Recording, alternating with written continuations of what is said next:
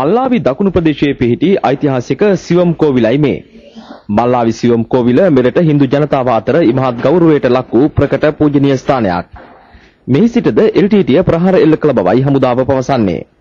එහෙත් කෝවිලට කිසිදු හානියකින් තොරව ප්‍රදේශීය බලය තහවුරු කර ගැනීමට හමුදාව සමත් වුණා.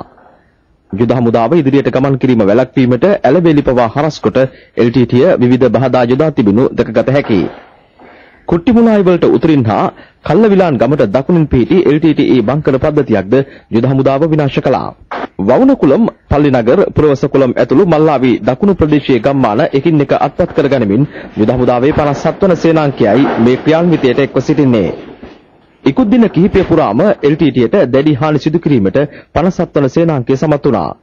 සිකුරාදා එල්ටීටී සමාජිකයන් 37 දෙනෙකුගේ මලසිරු හමු වූ ස්ථානයයි මේ.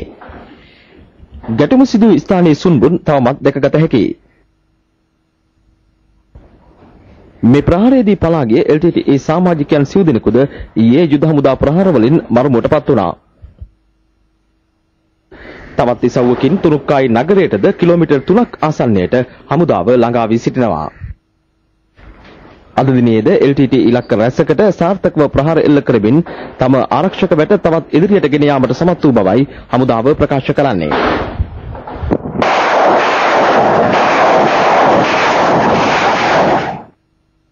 එල්ටීටීය මේ ප්‍රදේශයේ අලුතින් ආරක්ෂක වැටක් යුදාගලක් හා බංකර පද්ධතියක් සකස් කිරීමට වැඩ ආරම්භ කර තිබෙනවා. ඒත් ඔවුන්ට එය නිම කිරීමට අවස්ථාවක් ලැබී නැහැ. ආරක්ෂක හමුදා වේගයෙන් පැමිණීම නිසා ඔවුන් අතරමඟ නතර කර මේ වැඩ කටයුතු පැනගොස් තිබෙනවා. අඩක් නිම කළ මෙම බංකරය ඊට හොඳම උදාහරණයක්. රූපවාහිනී සමන් කුමාර රාමවික්‍රම වන්නි ඉදිරි ආරක්ෂක වළල්ලේ සිට